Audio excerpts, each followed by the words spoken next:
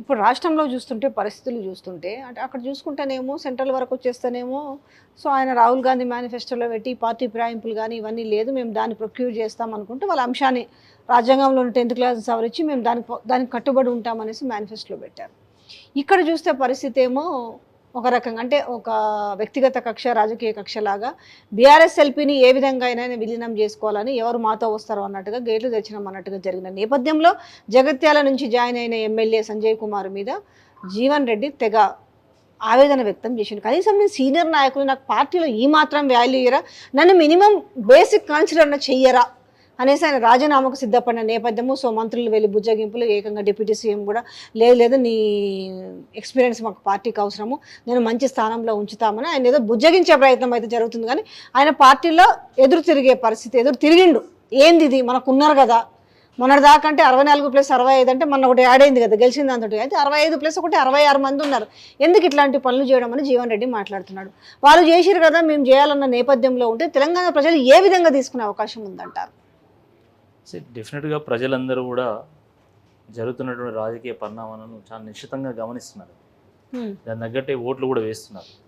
మనం అనుకుంటాం చాలా సందర్భాల్లో ప్రజలు ఏం పట్టించుకోరు, మా ఇష్టం ఉన్నట్టు మేము చేయొచ్చు అని చెప్పేసి చాలామంది రాజకీయ నాయకులు భావిస్తారు. కానీ మీరు చూడండి, దానం నాగేందర్ గారు టీఆర్ఎస్ నుండి వారు పోయి అక్కడ పార్లమెంట్లో పోటీ చేశారు. వారిని గెలిపించారా? లేదు. రంజిత్ రెడ్డి గారిని గెలిపించారు? లేదు. ఆరు రమేష్ గారిని గెలిపించారు? లేదు. కాబట్టి ప్రజలన్నీ గమనిస్తున్నారు. కాంగ్రెస్ పార్టీ ఎన్నో హామీలు ఇచ్చినటువంటి సందర్భంలో కోటి ఆశతోని కోట్ల మంది ప్రజలు కాంగ్రెస్ పార్టీకి ఓట్లు వేస్తే కాంగ్రెస్ పార్టీ ప్రభుత్వం వచ్చింది. 6-7 నెలలు గడిచినా కూడా ఇప్పటివరకు ఏ ఒక్క హామీ కూడా స్పష్టంగా వాళ్ళ విధానాన్ని ఇప్పటివరకు ప్రకటించలేదు. ప్రజలు వాళ్ళు ఇచ్చినటువంటి హామీల గురించి ప్రశ్నిస్తుంటే దాన్ని డైవర్ట్ చేయడానికి ఈరోజు కాంగ్రెస్ పార్టీ దాని నుండి తప్పుకొని ఈరోజు ఎమ్మెల్యేలను చేర్చుకోవడం. ఒక ముఖ్యమంత్రి స్థాయిలో ఉన్నటువంటి ఒక వ్యక్తి వారు నేరుగా వెళ్ళి ఎమ్మెల్యే ఇంటికి పోయి వారు జాయినింగ్ చేసుకోవడం ఏంటంటే నాకు అర్థం కాదు. ఇంతకంటే దుర్మార్గం ఉంటుందా? ఇంకా అసలు ఫిరాయింపులే నా ఉద్దేశంలో తప్పు. అది ఏ పార్టీ చేసినా కూడా ఇట్ ఈస్ నాట్ కరెక్ట్. వీళ్ళు కూడా అదే అంటున్నారు కదా, మన మాజీ మంత్రులు కూడా అంటున్నారు మేము చేసి మేమేం అనుభవించినాం మళ్ళీ కూడా అదే తప్పు చేస్తారు వాళ్ళు అనేది. వీళ్ళు కూడా రెగ్యులేషన్కి వచ్చారు. పార్టీ ఏదైనప్పటికీ కూడా నిజ నిజాలు మాట్లాడుకోవాల్సిన విషయమే. సో మీకు అవసరం లేదు ఆ రోజు విలీన చర్య. ఇప్పుడు వాళ్ళు ఏం చేస్తారు, 1/3 కావాలంటే ఒక 26 మంది ఏం అవసరం రా, 26 మందిని కట్టకట్టలేకపోతున్నారు. ఈ విడివిడిగా జాయిన్ చేసుకోవడము పోనీ సొంత పార్టీ వాళ్ళకి నచ్చుతలేదు కదా, ఇన్నేళ్ళు సీనియర్గా ఉన్న వాళ్ళము అనేసి. అదే అంటున్నా, ఒక ముఖ్యమంత్రి స్థాయి వ్యక్తి ఇంటికి వెళ్ళి ఎమ్మెల్యేల ఇంటికి వెళ్ళి పార్టీ కండువాలు కప్పడం, వాట్ డస్ దట్ సిగ్నిఫై? ఇన్సెక్యూర్డ్గా ఉన్నారు, మీ మీద మీకు నమ్మకం లేదు, మీ ప్రభుత్వం నిలబడుతుంది అనేటువంటి నమ్మకం మీకు లేదు, మీ పార్టీ నిలబడుతుంది అనేటువంటి నమ్మకం మీకు లేదు. కాబట్టి ఈరోజు రోడ్ల మీద పడి ఈరోజు ఎమ్మెల్యేల ఇంటికి వెళ్ళి మాట్లాడుకొని ఏం మాట్లాడుతున్నారో నాకైతే తెలియదు. నిజంగా బయటికి రావాలని నేను కోరుకుంటున్నా. ఈరోజు మాట్లాడుకొని మీరు కండువాలు కప్పుతున్నారు, ప్రజలు అసహించుకుంటున్నారు. దీన్ని ఎవరు కూడా జీర్ణించుకోవట్లేదని. ఇది ఖచ్చితంగా ఇది బ్యాక్ ఫైర్ అవుతుంది, అంటే బూమరాంగ్ అవుతుంది. కరెక్టే, కానీ చేర్చుకునే వాళ్ళకి తప్ప పోయే వాళ్ళకి తప్ప వాళ్ళు వస్తున్నారు మేము వద్దంటలేమనే మాట మాట్లాడుతున్నారు. ఈ రెండిట్లలో ఒక లైన్ ఉంది. ఏదనాలే పోయే వాళ్ళకి మాత్రము జరుగుతుంది చూస్తారు, ఏం జరుగుతుంది 5 ఏళ్ళు ఇట్లా గిర్రం తిరిగి వస్తే ప్రజల్లో ఏం నాటుకుపోతుంది అనే విషయం చిన్న ఇవాళ నిక్కరేసుకుని పిలగానే చెప్తారు. అట్లాంటిది వీళ్ళకి ఆ మాత్రం తెలియదా రాజకీయ ప్రతినిధులకు అనేది ఒక చర్చ. నేను అదే అంటున్నా, అంటే 10 ఏళ్ళు వీళ్ళు ఎమ్మెల్యేలుగా ఉన్నారు, మంత్రులుగా ఉన్నారు, కొంతమంది అయితే చాలా విపరీతంగా డబ్బులు కూడా సంపాదించారు.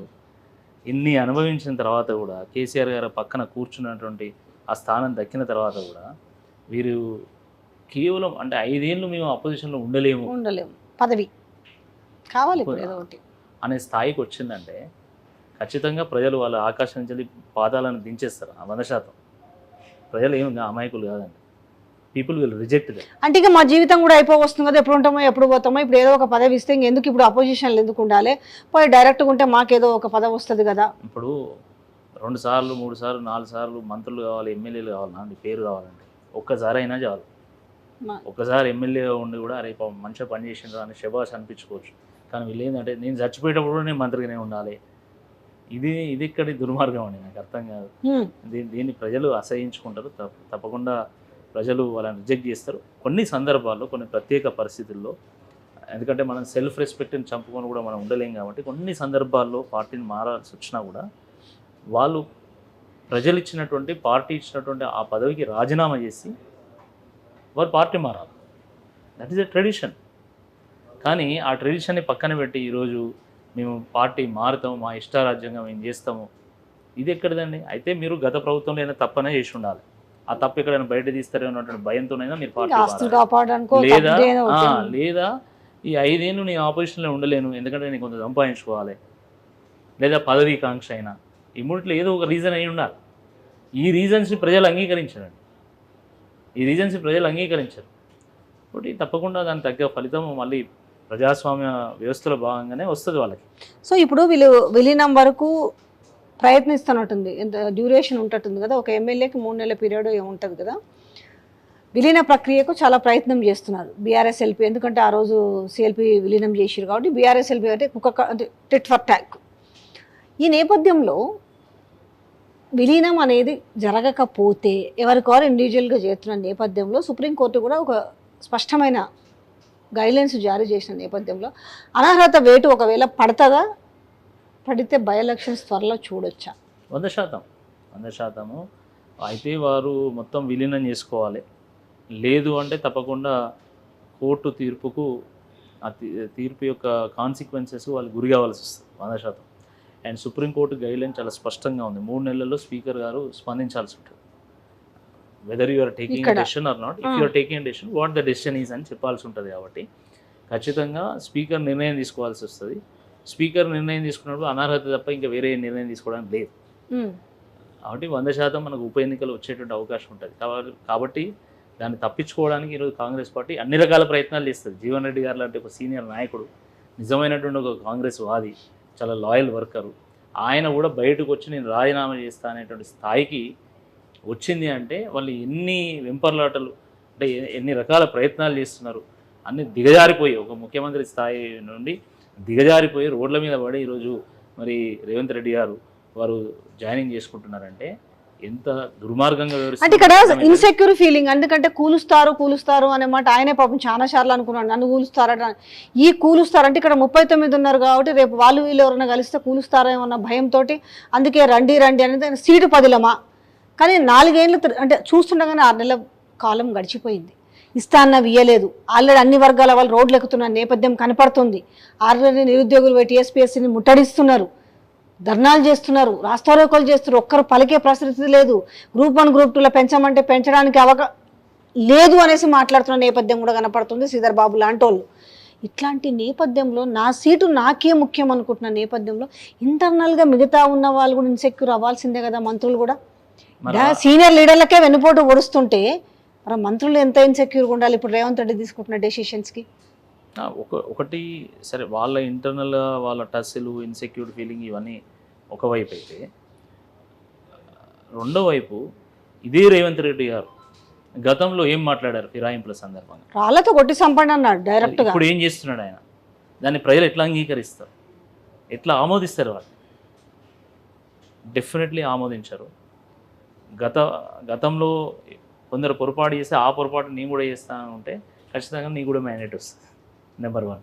నెంబర్ 2, ఇన్సెక్యూర్డ్ ఫీలింగ్ అంటారు, ఖచ్చితంగా ఉంటుంది కదా. ఇప్పుడు ఆయన నిజమైనటువంటి కాంగ్రెస్ పార్టీ నాయకుడు కాదు, మనకు తెలుసు. వారి నేపథ్యం మొత్తం మనకు తెలుసు. వారు వివిధ పార్టీలు మారుతూ కాంగ్రెస్ పార్టీకి వచ్చారు. కాంగ్రెస్ పార్టీ నాయకుల్లో కూడా చాలామందికి ఏంటంటే అసలు రేవంత్ రెడ్డి గారు ముఖ్యమంత్రిగా ఉండడం అవసరమా, మేము కదా ఎన్నేళ్ళు పార్టీకి పనిచేసింది అనేటువంటి అభిప్రాయం కూడా ఉండే. సరే, ఏదో విధంగా ఏంటంటే వీరు క్యాంపెయిన్లో వారు లీడ్ తీసుకోవడం, వారి కారణంగా కూడా పార్లమెంట్ ఎలక్షన్స్లో కూడా తేలిపోయింది ఆయన ఏంటి అన్నది కూడా. ఎగ్జాక్ట్లీ. అంటే రేవంత్ రెడ్డి గారి వల్ల చాలా ఓట్లు వచ్చాయి, వారు ఫైట్ చేశారనే అభిప్రాయం ఉన్నటువంటి నేపథ్యంలో రేవంత్ రెడ్డి గారు ముఖ్యమంత్రిగా అంగీకరించాల్సి వచ్చింది చాలామంది. But when things turn bad, ఇదే కాంగ్రెస్ పార్టీ నాయకులు మాకు రేవంత్ రెడ్డి గారు వద్దు అనేటువంటి పరిస్థితి కూడా ఉంటుందేమో అనేటువంటి ఒక ఆత్మన్యూనత భావంతో ఆయన మొత్తం తెలుగుదేశం వాళ్ళందరినీ తెచ్చుకుంటాను. ఇప్పుడు టీడీపీ పునరేకీకరణ చేస్తున్నాడు. అంటే ఇదంతా కూడా డెఫినెట్గా ఒకవేళ దింపినా కూడా నేను టీడీపీ అన్న స్ట్రెంత్ అని అయిపోతుంది. అక్కడ బాబు ఉన్నాడు కాబట్టి మళ్ళీ వాళ్ళు పావులు కదుపుతున్న నేపథ్యం బాహటంగానే కనిపిస్తుంది, నాటి గుసగుసలు కాదు. ఎగ్జాక్ట్లీ. అంటే మీరు ఆలోచించండి, జీవన్ రెడ్డి గారు లాంటి సీనియర్ నాయకుడు చాలా ఏళ్ళుగా ప్రజాక్షేత్రంలో ఉన్నారు, అనేక సందర్భాల్లో గెలిచిండు, ఓడిండు. ఒకనొక సందర్భంలో కేసీఆర్ గారి మీద ఎవరు పోటీ చేయనంటే కూడా వారు వచ్చి పోటీ చేస్తారు, అది మనకు తెలుసు. అటువంటి నాయకుడు ఈరోజు బహిరంగంగా వచ్చి మాట్లాడుతున్నాడంటే అంటే వాట్ డస్ ఇట్ సిగ్నిఫై? ముఖ్యమంత్రి గారు ఒక సీనియర్ నాయకుడి యొక్క నియోజకవర్గంలో ఇంకో పార్టీ ఎమ్మెల్యేని తీసుకుంటున్నప్పుడు కనీసం సంప్రదించడం లేదు, చర్చించడం లేదు, వారికి కనీసం గౌరవం ఇవ్వడం లేదు అనేటువంటి విషయం మనకు అర్థమవుతుంది కదా. జీవన్ రెడ్డి గారి పరిస్థితి ఎట్లా ఉంటే ఇక సాధారణ కాంగ్రెస్ పార్టీ నాయకుల పరిస్థితి ఏంది, రేపు వాళ్ళ భవిష్యత్తు ఏంది? ఇప్పుడు చేర్చుకున్న ప్రశ్నార్థకమే కదా. కాన్స్టిట్యున్సీలలో రేపు వాళ్ళే మళ్ళీ సిట్టింగ్ అవుతారు కానీ ఎగ్జాక్ట్లీ అక్కడి నుంచి అదే కదా బాధ అంతా కూడా. ఇప్పుడు రేపు మళ్ళీ ఎలక్షన్స్ లో వీళ్ళకి అవకాశం ఉండదు. ఉండదు. ఇన్నాళ్ళు జెండా పట్టుకొని మోసి మళ్ళీ ఈసారి కన్నా ఓడిపోయినా మళ్ళీ గెలుస్తామనుకుంటున్న నేపథ్యంలో ఇప్పుడు అదే పరిస్థితి కదా, వాళ్ళు అదే భయం. జీవన్ రెడ్డి ఇప్పుడు వ్యక్తపరిచింది కూడా అదే. ఎగ్జాక్ట్లీ. కాబట్టి నేను ఉదయం ఒక సీనియర్ జర్నలిస్ట్తో మాట్లాడుతూ ఉండే వేరే ఒక విషయంలో, ఒక సందర్భంలో మాట్లాడుతున్నప్పుడు వారు నాకు చెప్పింది ఏంటంటే వారు స్వయంగా జీవన్ రెడ్డి గారితో మాట్లాడారు, లేదా జీవన్ రెడ్డి గారి దగ్గర ఉన్నటువంటి వారితో మాట్లాడారు నాకు తెలియదు, కానీ దగ్గర వారితో మాట్లాడొచ్చని అనుకుంటున్నాను. ఇప్పటి వరకు మనం మాట్లాడుకుంటున్నటువంటి ఈ సమయం వరకు, ఒక గంట ముందు వరకు కూడా అసలు జీవన్ రెడ్డి గారితోనే రేవంత్ రెడ్డి గారు మాట్లాడలేదు. లేదంట. ఎంత దుర్మార్గం అండి ఇది, నాకు అర్థం కాదు. అంటే ఉంటే ఉండి పోతే పో, నీతోటి అక్కడే విషయం ఏంటంట రాకేష్ రెడ్డి గారు ఇక్కడ యూజ్ అండ్ త్రూ అవన్నీ కాస్త నయమే. మంచి డబ్బాలు, మంచి గ్లాసులు, మంచి గిన్నెలు ఉంటే దీన్ని వారేలా వద్దనుకుంటాం జనరల్గా. దానికంటే ఘోరంగా అయిపోయింది. ఇప్పుడు ఉంటే పోతే పో, నాకేంత నీలాంటి కూడా అవసరమా? అది అయితే వీళ్ళంతా కూడా కరడు కట్టిన కాంగ్రెస్ వాదులు, అవును, డక్కా ముక్కీలు తిన్నటువంటి నాయకులు వీళ్ళందరూ కూడా. ఇప్పుడు కోట్ల విజయభాస్కర్ రెడ్డి అప్పటి నుంచి అనేక రాజకీయ ఘటనలు చూస్తూ అందులో పాల్గొంటూ వచ్చినటువంటి వాళ్ళు వీళ్ళందరూ కూడా. వీళ్ళంతా సాధారణమైనటువంటి నాయకులు ఏం కాదు. వాళ్ళు కూడా సందర్భం వచ్చినప్పుడు దాన్ని ఎట్లా తిప్పికొట్టగలుగుతారు, సందర్భం వచ్చినప్పుడు ఒక సంక్షోభాన్ని ఎట్లా క్రియేట్ చేయాలని కూడా చేయగలుగుతారు. అంత శక్తి ఉన్నటువంటి వాళ్ళే. కాబట్టి if at all Revanth Reddy if he under estimates there power, definitely it will lead to a crisis.